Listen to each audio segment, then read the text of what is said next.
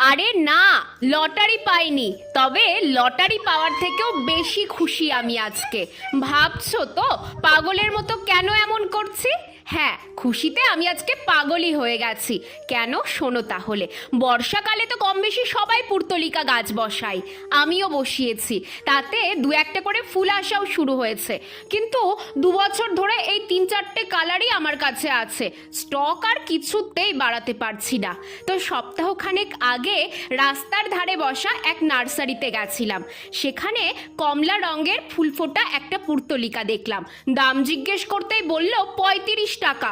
ওরে বাবা, যে গাছ ডাল থেকেই হয়ে যায় সেই গাছের এত দাম! আমি তো জীবনেও এত দাম দিয়ে কিনবো না।